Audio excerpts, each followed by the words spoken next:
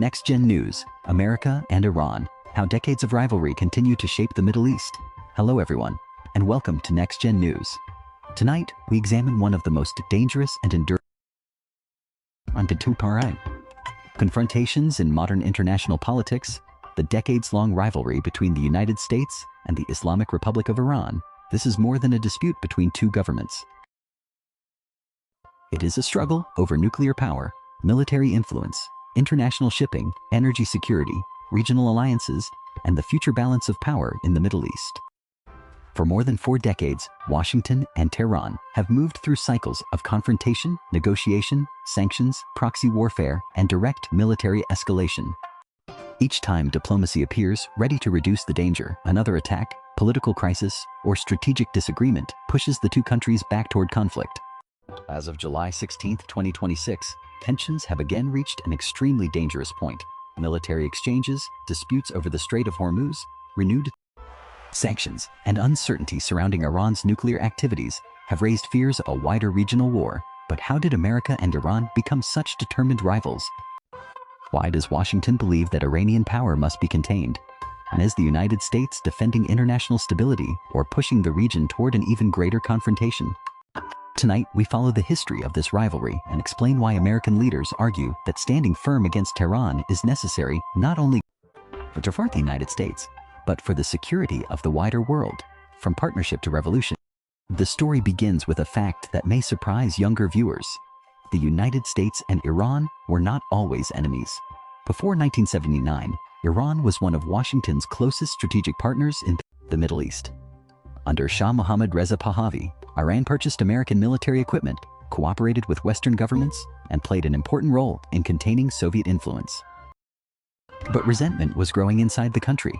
Many Iranians viewed the Shah as authoritarian, corrupt, and too dependent on the West. Anger also remained over the role played by American and British intelligence in the 1953 overthrow of Iranian Prime Minister Mohammad Mossadegh. In 1979, the Iranian Revolution removed the Shah and established an Islamic Republic led by Ayatollah Ruhollah Khomeini. The new government did not simply reject one American administration, it defined itself in opposition to American influence. Later that year, Iranian students seized the United States Embassy in Tehran and held 52 American diplomats and citizens hostage for 444 days. For the American public, the hostage crisis was not an abstract diplomatic disagreement. It was a national humiliation broadcast on television night after night. The images shaped an entire generation's understanding of Iran. From that moment onward, distrust became deeply embedded on both sides. The relationship that had once been built on military cooperation became one of the most hostile rivalries in the world. Two competing visions of the Middle East. The conflict between Washington and Tehran is not based only on history. The two governments have fundamentally different visions for the Middle East. The United States supports a regional order built around open international shipping lanes, partnerships with Gulf states, the security of Israel, counter-terrorism operations, and limits on the spread of nuclear weapons. Iran seeks to reduce American influence and establish itself as the dominant regional power. To accomplish that goal, Tehran has developed relationships with armed groups and political movements across the Middle East. Iran has supported Hezbollah in Lebanon, armed factions in Iraq, the Houthis in Yemen, and Palestinian militant organizations. Tehran describes these relationships as part of an axis of resistance against Israel and the United States. From Washington's perspective, however, this strategy allows Iran to project military power while avoiding direct responsibility for every attack. American officials have repeatedly argued that Iranian-backed groups threaten U.S. commercial shipping, allied governments, and civilian populations throughout the region. This is one of the central reasons many Americans believe that Washington cannot simply withdraw and hope the situation improves. In the pro-American view, retreat would not create peace. It would create a strategic vacuum, and Iran would move quickly to fill the nuclear question. Nothing has caused greater international concern than Iran's nuclear program. Iran insists that its nuclear activities are intended for peaceful energy and scientific purposes. The United States and several allied governments fear that Tehran could use advanced enrichment capabilities, technical knowledge, and accumulated nuclear material to move closer to developing a weapon. The International Atomic Energy Agency has spent years attempting to verify Iran's nuclear activities and resolve unanswered safeguards questions. Its reports have repeatedly emphasized the importance of access, monitoring, and Iranian cooperation. The issue is not simply whether Iran has publicly announced a decision to build a bomb. The greater concern is how quickly Iran could produce weapons-grade material if its leaders made that decision. For Washington, allowing Iran to move close to nuclear weapons capability could trigger a regional arms race. Saudi Arabia, Turkey, Egypt, and other states might reconsider their own strategic options. Israel could conclude that it must act militarily. Before the danger becomes irreversible, the result could be a Middle East in which several countries compete for nuclear capability. From the American perspective, preventing that outcome is not aggression. It is an act of global nonproliferation. Supporters of a strong U.S. policy argue that Iran has repeatedly limited transparency, restricted monitoring, and used negotiations to gain economic relief without fully addressing international concerns. Iran and its supporters reject that argument and point to Washington's withdrawal from the 2015 nuclear agreement as proof that the United States cannot always be trusted to honor diplomatic commitments. That criticism cannot simply be ignored. But American officials respond that any new agreement must be stronger, verifiable, and capable of addressing not only uranium enrichment, but also inspection access and the long-term risks of Iran's nuclear infrastructure. Sanctions economic warfare or peaceful pressure. For decades, the United States has relied heavily on economic sanctions. These measures have targeted Iranian oil exports, banking networks, military-linked companies, government officials, and organizations associated with the Islamic Revolutionary Guard Corps. Critics describe sanctions as collective punishment. They argue that restrictions harm ordinary Iranian families, weaken the economy, increase inflation, and make food, medicine, employment, and financial stability more difficult. Those humanitarian concerns deserve serious attention, but supporters of American policy ask a different question. What peaceful alternative exists when a government refuses to change its behavior? Sanctions are designed to create pressure without immediately turning to military force. They can restrict the ability of Iranian leaders, military organizations, and financial networks to obtain money, technology, and international access. In July 2026, Washington announced additional sanctions targeting all individuals and organizations accused of supporting financial networks connected to Iran's leadership and the Revolutionary Guard. From the American standpoint, sanctions are not an attack on the Iranian people. They are an attempt to make the regime pay a price for destabilizing behavior. However, sanctions alone have never produced a complete solution. Iran has developed methods to sell oil, use intermediary companies, trade through informal financial channels, and deepen economic ties with countries willing to challenge U.S. restrictions. This means Washington faces a difficult reality. Pressure can weaken Iran, but pressure may not force surrender. The Strait of Hormuz, at the center of the current crisis, is one of the most strategically important waterways on Earth. The Strait of Hormuz, located between Iran and Oman, the narrow passage connects the Persian Gulf with the Arabian Sea. A significant portion of the world's petroleum supply passes through or depends on this maritime corridor. Any disruption can frighten energy markets, increase shipping costs, raise insurance prices, and push oil and gasoline prices higher around the world. Iran understands this leverage. Its geography gives Tehran the ability to threaten ships, deploy missiles, use fast attack vessels, lay mines, and create instability near a route that the global economy cannot easily replace. Iranian officials have described control of the strait as a red line and warned against American attempts to challenge that control. Renewed military operations and shipping disruptions in July 2026 have intensified fears of broader escalation. From Washington's perspective, no single nation should be allowed to hold the global economy hostage. Commercial vessels must be able to travel through international waterways without intimidation. The United States Navy has spent decades protecting freedom of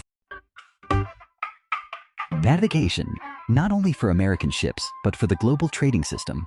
This is a major reason Washington maintains military forces in the Gulf. Critics call that presence an instrument of American dominance. Supporters call it a shield protecting international commerce. Without that shield, they argue, smaller states and civilian shipping companies would be forced to negotiate under the threat of Iranian missiles and naval attacks. Why America's allies are watching.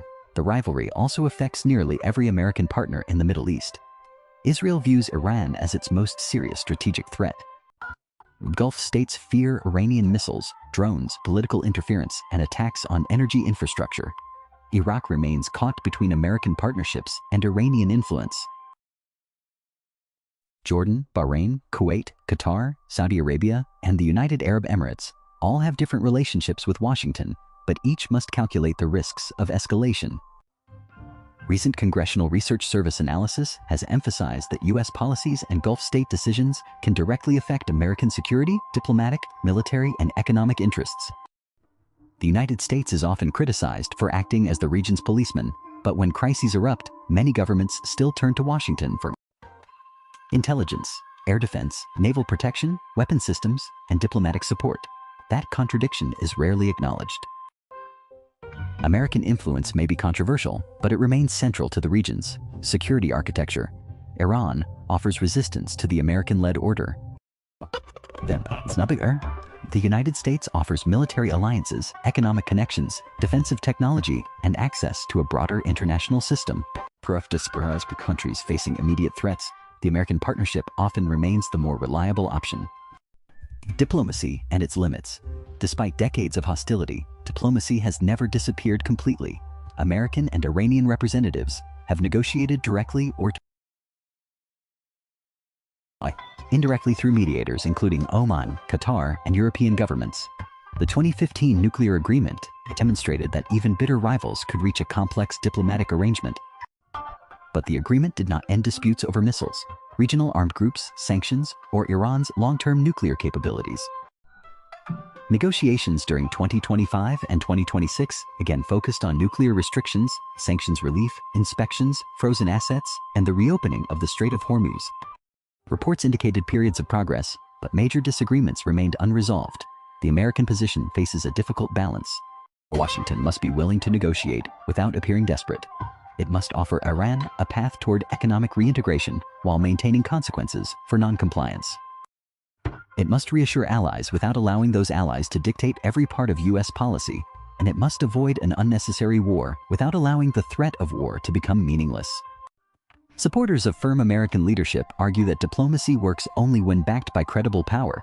A promise without consequences is not deterrence.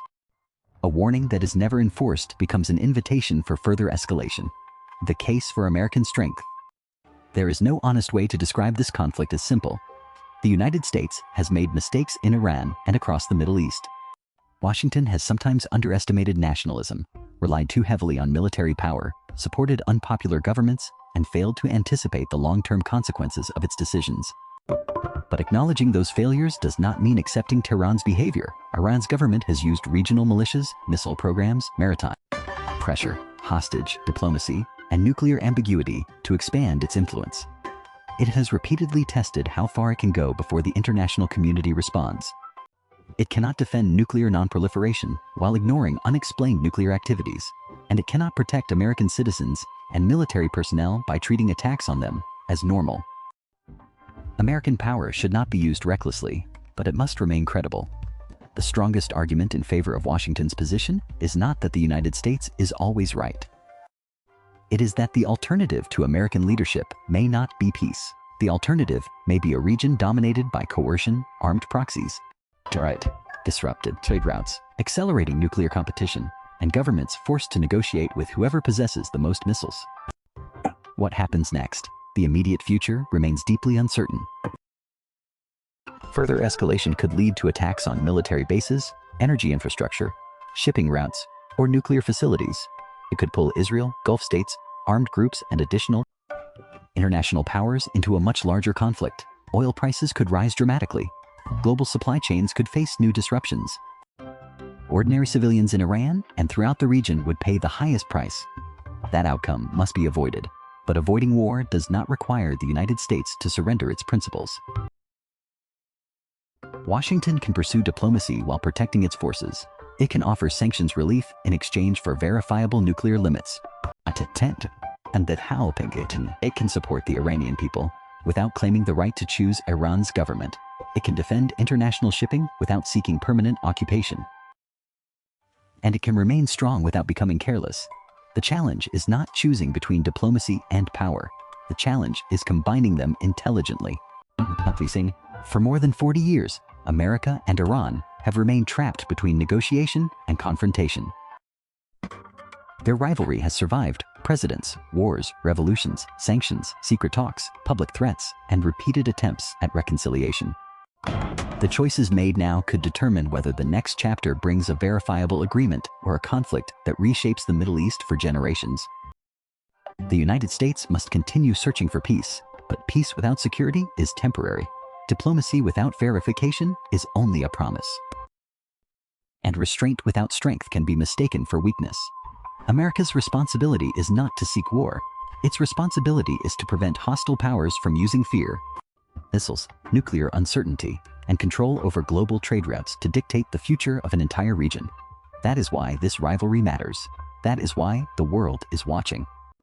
And that is why the decisions made in Washington and Tehran may soon affect every nation that depends on energy, trade, security, and peace. That's all for tonight's special report. Thank you for joining us on NextGen News. I'm your host. Stay informed, stay prepared, and we'll see you next time.